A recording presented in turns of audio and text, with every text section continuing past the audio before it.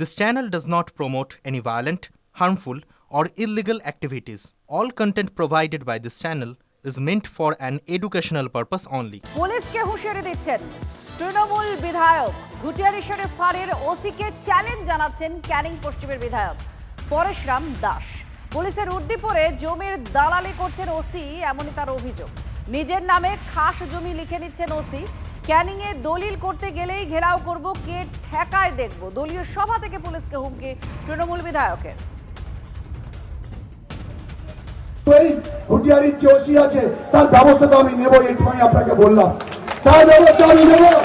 নিজেকে জমি দালালি করে এখানে যত জায়গায় খাস জমি আছে দেখবেন, ঘুটিয়ারি, বিহারি, গৌদ বিভিন্ন জায়গায় জমি যেখানে বিক্রি হচ্ছে, এই পুলিশের গায়ে উর্দি পরে সেখানে গিয়েছে জমিদার নিজের নামে লিখছে।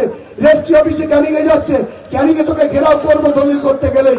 আমি বললাম যে ওসি হোক আর যাই হোক, কে ঠেকাবে ওকে আমি সেদিন দেখবো।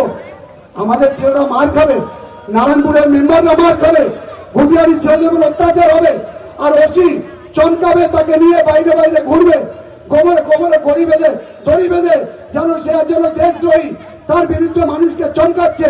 তোমার চমকানো বন্ধ করবো। মমতা বন্দ্যোপাধ্যায়, অভিষেক বন্দ্যোপাধ্যায়ের কাছে যেতে হয়, যাব।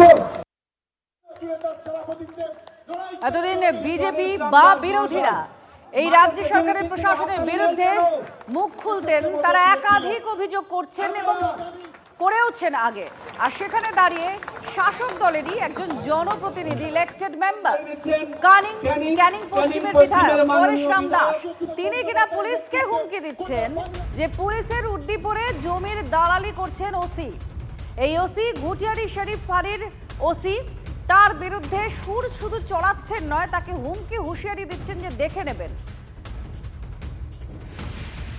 প্রাক্তন পুলিশ কর্তা অরিন্দম আচার্য এই মুহূর্তে আমাদের সঙ্গে রয়েছেন। অরিন্দম বাবু, কি বলবেন? এতদিন আমরা দেখেছি যে বিজেপি বা বিরোধী শিবির থেকে লাগাতার রাজ্য প্রশাসনের বিরুদ্ধে অভিযোগ করা হয়েছে। এবার একজন ইলেক্টেড মেম্বার সে কিনা পুলিশ অফিসারকে এরকম হুমকি দিচ্ছেন। সুপ্রভাত। আচ্ছা, আমি না ক্যানিং ঘুটিয়ারি হিসেবে চাকরি করেছি, বড় কথা বলছি না। ওখানে একটা খুব পবিত্র মাজার আছে, খুব পবিত্র।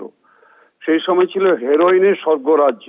আজও কিন্তু মানুষ ভোলেনি। পুলিশ এবং সাধারণ মানুষের একটা গুড রিলেশন।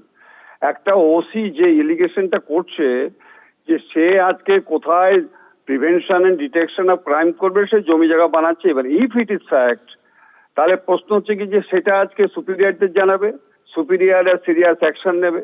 আজকে যদি প্রমাণিত হয় সাসপেন্ড হবে।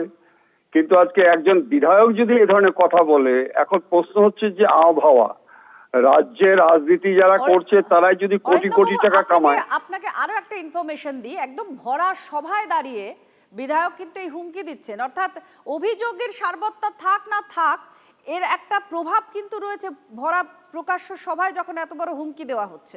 দেখুন, আপনারা ভুলে গেছেন আমডাঙ্গার ওসির বিরুদ্ধে হেরোইন বিক্রি করে বলে ওখানকার শাসক দলের এমএলএ উচ্চস্বরে চিৎকার করেছিল।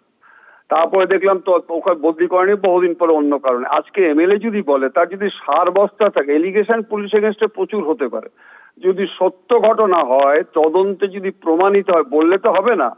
ওই যে বলছে ক্যানিং এর রেজিস্ট্রার অফিসে নাম টাম রয়েছে, এগুলো যদি তদন্ত করে, এটা ডিস্ট্রিক্ট এনফোর্সমেন্ট বেঞ্চ করে, যদি করে থাকে সত্য ঘটনা হয়, এক্সাম্পল হিসাবে দাঁড় করানো দরকার। শেষ করছি, যেখানে রাজনৈতিক নেতারা কোটি কোটি টাকা কামাচ্ছে এবং তাদের কোনো শাস্তি হচ্ছে না, এটা তো আজকে পুলিশ বিভাগের মধ্যেও পড়েছে দেখছি। আজকে পুলিশের sub inspector, lady sub inspector ঘুরছে। আপনার বক্তব্য স্পষ্ট হয়েছে যে অভিযোগ থাকলে ঊর্ধ্বতন কর্তৃপক্ষকে জানিয়ে তদন্তের আওতায় নিয়ে আসা হোক, কিন্তু এই হুঁশিয়ারি হুমকি আখেরে নেতিবাচক প্রভাবই ফেলে। আজ অযোগ্যদের তালিকা প্রকাশ করতে চলেছে এসএসসি। আবেদন প্রক্রিয়া শুরুর আগে অযোগ্য তালিকা প্রকাশের সিদ্ধান্ত নেওয়া হয়েছে এবং আজ থেকে 1 মাস চলবে আবেদনের প্রক্রিয়া। সুমন আমাদের সঙ্গে রয়েছেন। সুমন, কি খবর? দেখো, এসএসসি সূত্রে এতক্ষণ পর্যন্ত যা খবর, আজকে অযোগ্য তালিকা প্রকাশ হতে চলেছে এবং এই অযোগ্য তালিকায় তাদের নাম থাকবে যারা সাদা খাতা জমা দিয়ে বা দুর্নীতি পরায়ণ হয়ে চাকরি পেয়েছেন এবং তারা কিন্তু নতুন আবেদন প্রক্রিয়ায় অংশগ্রহণ করতে পারবেন না।